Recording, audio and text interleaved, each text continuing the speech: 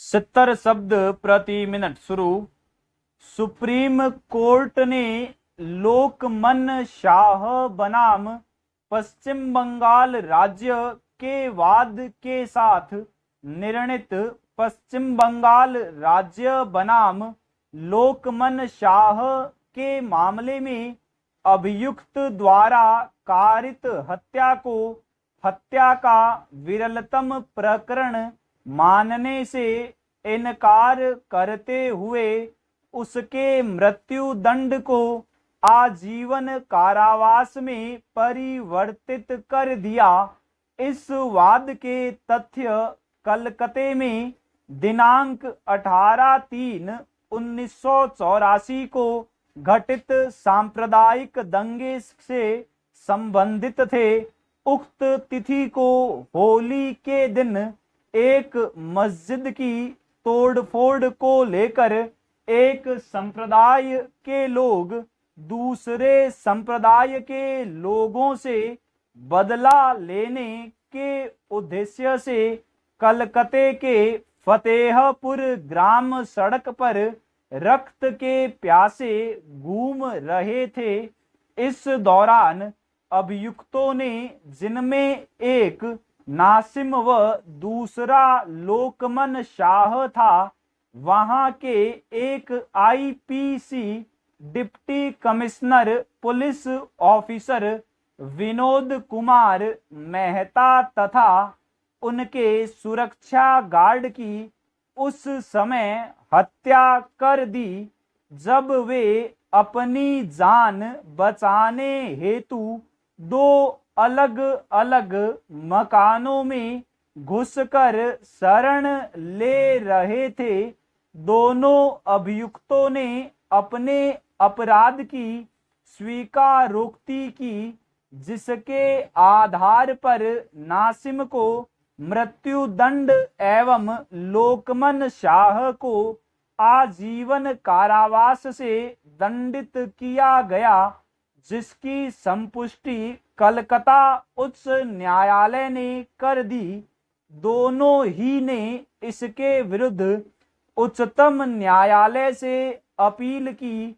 राज्य का तर्क था कि लोकमन शाह, जिसने उक्त डीएसपी की हत्या कारित की थी, का अपराध उतना ही नृशंस एवं गंभीर था जितना कि दूसरे अपीलकर्ता नासिम का। अतः इसे भी हत्या का विरलतम प्रकरण मानते हुए मृत्यु दंड से दंडित किया जाना चाहिए। उच्चतम न्यायालय ने अपने निर्णय में इस हत्या के प्रकरण को विरलतम हत्या का प्रकरण मानने से इनकार करते हुए अभिकथन किया कि जब भी सांप्रदायिक दंगे भड़कते हैं तो इनके लिए जिम्मेदार वास्तविक कट्टरपंथी पढ़े लिखे नेता स्वयं को पीछे रखकर अनपढ़ व नासमझ लोगों को भड़काकर आगे कर देते हैं, जो कि धर्म के वास्तविक नैतिक सिद्धांतों को समझने में असमर्थ रहते हैं और तैश में आकर हिंसा पर उतारू हो जाते हैं। इस प्रकरण में भी यही हुआ, क्योंकि अपील करता गण न तो मृतकों को पूर्व से जानते थे और न उनकी उनसे कोई वैयक्तिक शत्रुता थी।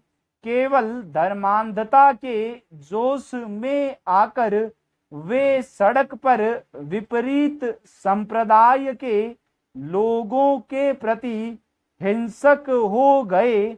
अतः यह मामला हत्या का होते हुए भी इसे हत्या का विरलतम प्रकरण नहीं माना जा सकता। परिणामतः नासिम के मृत्यु दंड को भी आजीवन कारावास के दंड में परिवर्तित करते हुए न्यायालय ने लोकमन के आजीवन कारावास के दंडादेश को यथावत रखना न्यायोचित माना।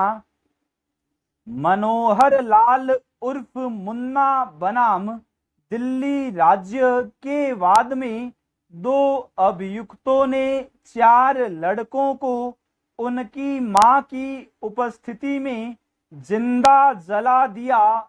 इस घटना की एकमात्र चक्षुदर्शी गवाह वह असहाय मां थी जिसके पुत्रों को अभियुक्तों ने जिंदा जला दिया था।